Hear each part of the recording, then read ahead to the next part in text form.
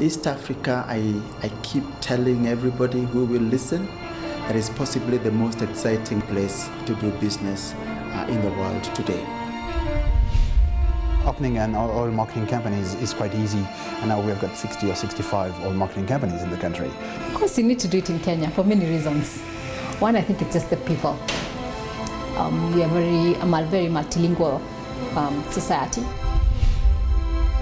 Of the 10 fastest growing economies in the world, 7 are in Africa. 3 of those 7 are in East Africa. No one that comes to Uganda and works here and wants to go back to where they come from. It doesn't matter where you come from. The market is still open for investors. It is one market that you enjoy working with and that you'll be able to get a return on your investment.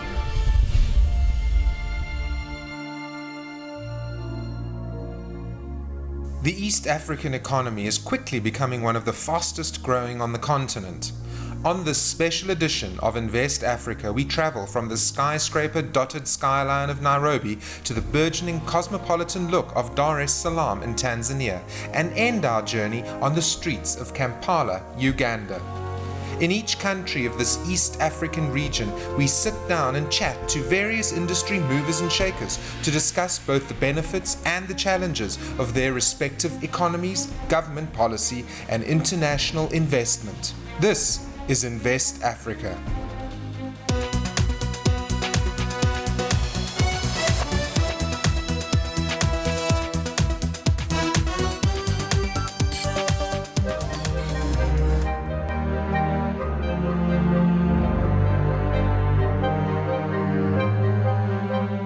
We touch down in the picturesque city of Nairobi, Kenya, and drop in for our first chat to understand the Kenyan economy.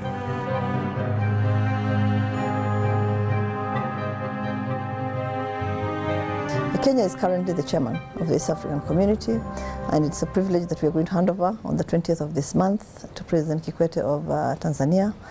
We have been chairman for a little over 1 year. During that period, we have launched a few products, including the Northern Corridor Transit. The East African Community Secretariat has done a lot of the heavy lifting, actually bringing us together and making sure that we hold meetings, making sure that we're actually ahead of the curve all the time. But we also have COMESA. Right now, the East African Community brings together a market of about 200 plus million people. COMESA brings together 450 million. It's a bigger market. It's a free trade area, right, where we can move goods and people. Goods almost quota and duty free. And the idea at the end of the day is to have an Africa-wide free trade area. And you better believe it, it's going to happen. Nairobi and Kenya are seen as the center of this region. And it's a natural hub because, again, we are surrounded by countries that are landlocked. We've opened up in terms of giving the tourists one visa for the region, right? So that's another first actually in Africa. Opening up your borders and allowing the free flow of both trading and skills is all good and well, but what are the investment opportunities that are presenting themselves in the East Africa region at present?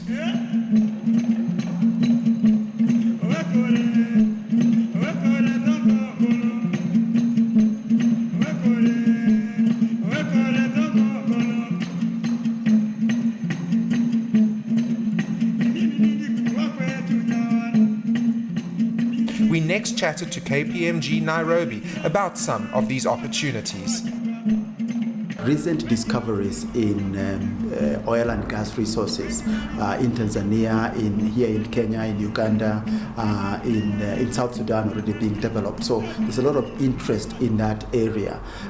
Also in the area of manufacturing, we've got a lot of people investing to feed the 150 million people, as I said, in the region. The area of energy, we've got an energy deficit in the region, so green energy.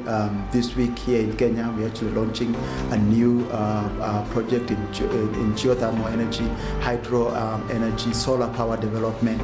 There are a number of areas, and of course infrastructure. The region needs to be connected. Let's talk about mobile telephony. And how that has transformed the continent and this part of the world, and how that can also perhaps be applied in transforming other sectors. If you look at mobile telephony, here in Kenya, for example, we unbundled what was called then the state corporation, which was providing fixed telephony and was the owner of the only mobile phone company then. And actually as a firm we were involved in unbundling that, creating the initial regulatory framework, separating the postal from the fixed line, and then of course the divestment of the mobile telephony company. Now what mobile telephony made possible was for us to leapfrog the need to invest in all these cables that were needed to reach the population that was not being served by telephony. So mobile telephony then quickly went to parts of the country that we could have taken years to reach if we were investing in cables, digging up trenches and investing in cables. And as soon as then everybody got a handset in their hands, is then what do you do with it? The need for communication. Then of course came mobile money. And mobile money then meant, because of the linkages in a lot of our population here, we've got what I would call centers of economic activity, and then our dependents are out in the countryside. And so every so often we needed to send money either by bus or by a relative who came over, or ourselves traveling back. And initially, this was the first service that we were able to use in mobile telephony, is that you could send money. Previously, you could actually send money to the shopkeeper, and then the shopkeeper gives it to your mom or your dad or your grandmother or grandfather. So that transaction then is what migrated into then a commercial transaction. With some negative sentiment out there regarding the threat of terrorism and security in general, certain umbrella organizations have been formed to help facilitate both business communication and advocacy for the private sector. Kenya Private Sector Alliance is the umbrella body of the private sector in Kenya, and it comprises both of the associations, all the different associations of the different sectors, big and small, Association of Manufacturers, Federation of Kenya Employers, Kenya International Chamber of Commerce, to the very small ones of micro and small enterprises. But also we have members who are direct corporate members, just like it's very similar to what we have like in the UK, the Confederation of Business Industries, what we have in Singapore, the Singapore Business Federation, and many other countries that have umbrella bodies. And our work is really advocacy for the private sector. Right now, the private sector is really engaging in a lot of this private sector, government projects that are in infrastructure.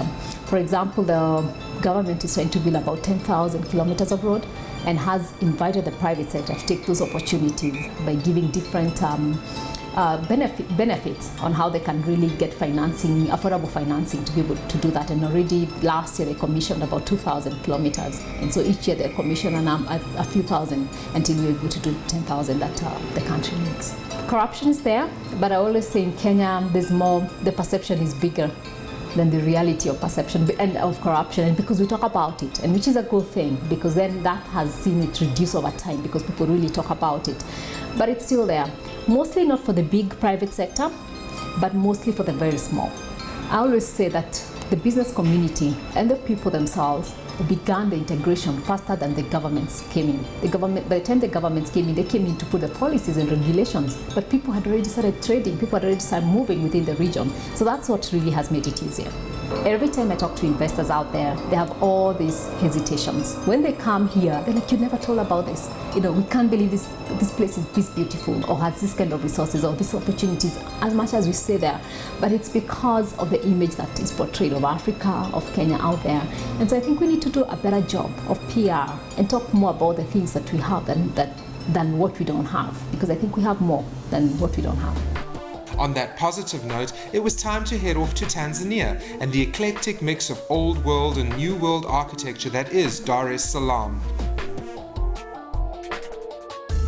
we chatted to Juliet Karuki, the Executive Director of the Tanzania Investment Center, about the sectors in the country that are attracting the most investment currently and government legislation around these sectors. We are registering significant investments in manufacturing. For us, that's the big one, and that's where we seem to see a lot of activity. But there are other sectors as well that government is prioritizing and promoting as part of an effort to enable Tanzania to achieve middle income status by 2025. Government has placed significant effort in rolling out infrastructure.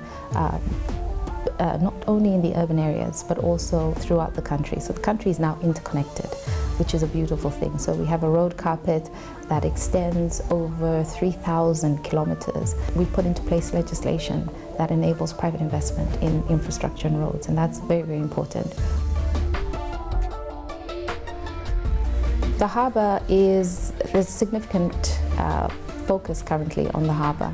There's an appreciation on the government side that there may be a need to invest, in the berths that are in the existing harbour, but also to look at other sites that can serve as alternative harbours to complement the work of the Dar es Salaam one. It's always important for foreign investors to take their cue from the domestic markets and domestic investors in particular. And it's very encouraging to report that over the last 10 years, the greatest generators of what we call capital for investment have been in Tanzania domestic investors. It's not all peaches and cream, though, when it comes to investing in Africa, and for all the positive stories, each country does come with its own set of challenges. Stefan Gay, Managing Director of Total Tanzania, now explains. Tanzania is a beautiful country with lots of assets, lots of potential, but doing business it's still sometimes complicated. And it's quite easy to launch a company here, to create a company in every sector. But you need to look at the right partners, consuls, to make sure that you understand how many state agencies you will have to deal with to get the right certificate, the right license, all these kind of things.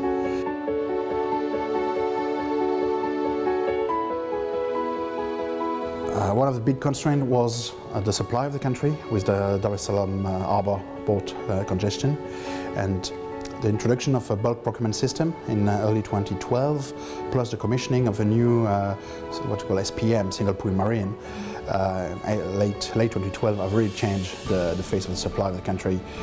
We've got large ship, 120,000 tons ship coming in. This country has, last year's the growth of the country of the GDP was around 7% for the last 4 or 5 years. Inflation now has been controlled, so it's almost a 50 million people country. And, it's peaceful, security wise, so everything, all the ingredients are there for, and you've got these gas discoveries, there's a huge mining potential. Of course we are there to stay and we are there to grow.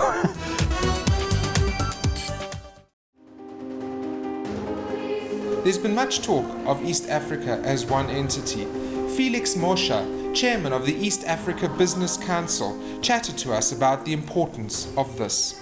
The East African Community member states are considered to be one investment area. The role we're playing in that regard is to see to it that we are able to support those who are coming in to invest in any of the East African member states. We're able to provide the requisite services to them. We do organize business-to-business meetings so that they are able to get together and see how they can network and enhance their business interests. We do, of course, work very closely with the East African Community Secretariat in terms of ensuring that the provisions of the treaty are adequately executed. Business conditions in South Africa are very good. Let me put it this way. In the latest US-Africa summit in Washington, D.C., it was determined that the leader in this process is East Africa. At the time of the integration process, the intra-East African exports were just about 14%. Today, That figure has risen to 26%. Now, energy, or lack thereof, seems to be a common theme that keeps repeating itself throughout the African continent. So development is good and well, but who will supply the power? Eskom have set up shop in Kampala, Uganda, and Nokwanda Mgeni, MD and CEO of Eskom Uganda, chats to us about energy in East Africa. The energy sector has been liberalized from the early 2000s. What that means is that the old UEB was broken into 3 sections. That is the generation, the transmission, and the distribution sector. That was then privatized, and that's where we came in as Eskom. Ideally, we should be in a situation where nobody's complaining. There should be no load shedding. But there's a phenomenon we still are trying to understand, where the people who are supplying the electricity are saying there's no demand, and the consumers are saying we load shed it. So that's something we don't understand. Our suspicion is that there are some infrastructure problems that have not yet been identified, or even people recognize that we have a problem, because until then it can be solved.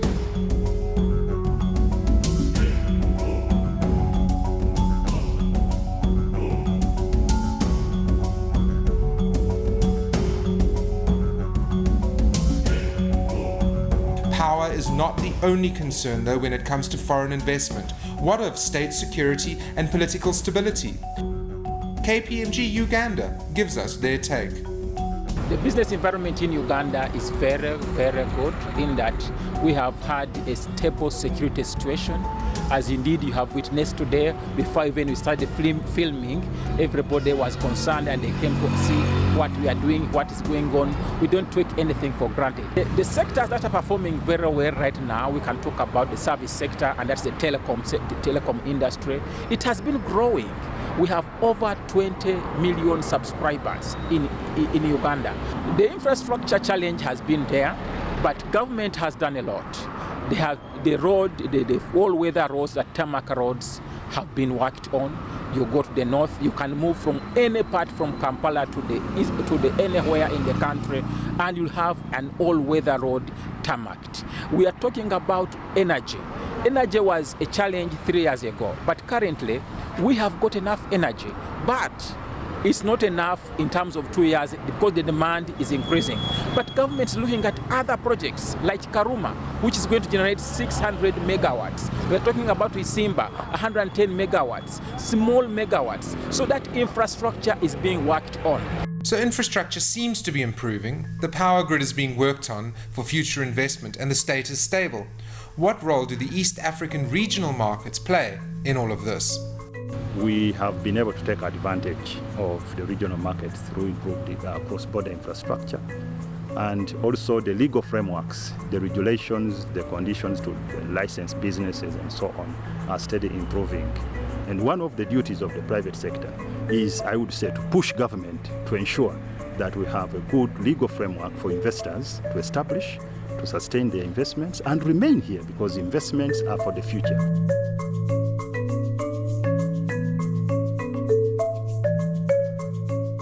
Since government are being pressured to get agreements in place, we thought the ideal place to visit would be the Kampala Capital City Authority to get the information straight from government's mouth. The investment license is very conducive. Our government as a whole is very, very open and very supportive of investments. On our part as the city administration, we're doing everything that we can to make Kampala attractive for investment. We're improving urban mobility, improving the roads, improving the lighting and other infrastructure in the city. We do have a lot of Ugandan homegrown investors already. There are many people that are looking for partnerships. So one of the avenues that investors could come in is through partnerships. The ICT, Uganda has just completed laying our major optic fiber infrastructure. So anyone coming in needing IT services just hooks on to the optic fiber network that has already been put in place by our government. And on telephony, we have many telecommunications companies providing services not just in the region and in Uganda but across the world. So making communication cheaper and better. But what about taking money out of the region? What are the restrictions regarding profit taking? The Ministry of Trade, Industry and Cooperatives had some answers for us. We allow all investors to come in here. The sectors is liberalized. As you know, we don't discriminate on that one. And we, because of allowing investment, we allow also free flow of capital. We had obstacles, obviously, you know. We had a problem of power, but we are doing very well. If you go to the River Nile up there now, we are putting a very big generation plant. Uganda is one of the biggest producers of coffee in this African territory. Of course, we had Brazil, but each time they go down, we come in with very big volumes of coffee. We want now to add value on the coffee we are producing before we even take it out. And that's what we are doing. We have now encouraged many people in this, many citizens here to plant coffee seedlings. And in a few years, Ugandan coffee is what you'll be enjoying everywhere. Since coffee is such a major export of Uganda, we thought what better place to stop and enjoy a fresh cup of java than a locally owned coffee shop in Kampala. The local coffee shop owner offered her insights. It is a bit challenging as a woman. First of all, juggling family, children is very, very challenging. On the other part, doing business, there are no strategic interventions for business people in the market. They are a bit generic, but the market is very raw. There are many opportunities. It's tough, but doable. Yeah, it calls for hard work. Getting coffee accessories, accessories like syrups, to-go cups. They are very expensive. We get them from Europe, from UK. By the time they reach, you find they are very expensive, and our market is still price sensitive. There are many areas which are still raw, manufacturing, tourism, hospitality. And Ugandans are very warm. They will have a soft landing. The recurring theme here seems to be that East Africa, as a region, is welcoming all forms of investment.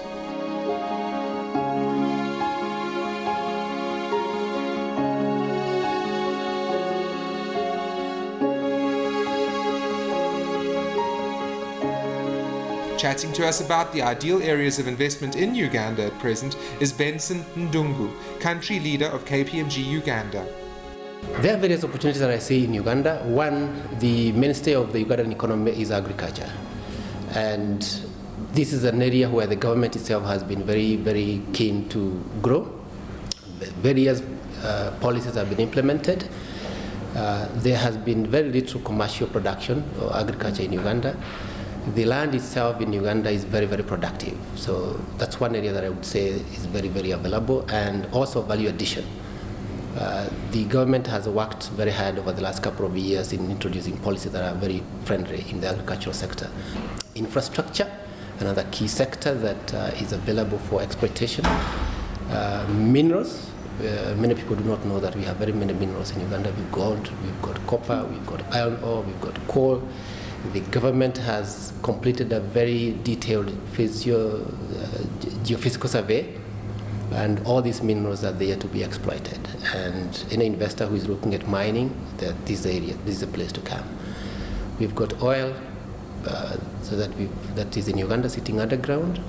Very soon, we should be able to see production in a couple of years.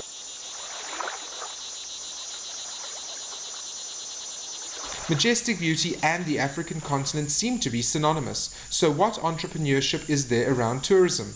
Amos Wekesa's story is one that's known internationally. He started his Great Lakes safari business with just $200 and is now voted as one of the top 2 safari companies in Uganda. Tourism in Uganda is a fairly new concept. say about 15, 18 years. Uganda was the #1 tourism destination until 1971 in Eastern Central Africa, until Idi Amin took over power in 1971. This went on in silence for many years. Idi Amin went off, we had so many civil wars, and for the last 18 years Uganda has been extremely very safe, and therefore tourism is starting to peak. Uganda is Africa compressed. Uganda has more inland water bodies compared to any country on the African continent. That is lakes, rivers. We have the longest the longest river, just there now. We have a big portion of the world's largest tropical lake, which is the second freshwater lake, Lake Victoria.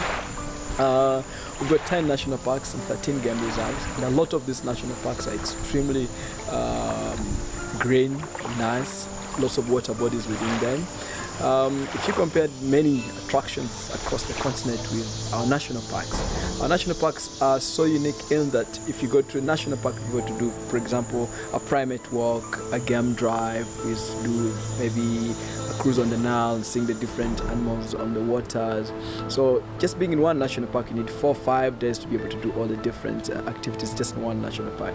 We're seeing the government of Uganda taking different strides and appreciating tourism right now. We'll be soon hiring marketing agencies, one in the UK, one in Germany, and the other in the US, which should bring a lot of opportunities for us. We're also going to the continent as well. We're going to South Africa, Nigeria, and Kenya. Those are going to be our focus on the continent, which is very good. And we're also promoting a lot of domestic tourism because not many Ugandans have been traveling within Uganda. From Nairobi to Kampala, the East African region seems to be presenting itself as an ideal investment opportunity for foreigners and locals who are quite simply spoiled for choice. Yes, there are still infrastructural challenges and regulatory hiccups here and there, but the overall picture that is painted is one of political stability and attractive potential profit-taking. This has been an Invest Africa special.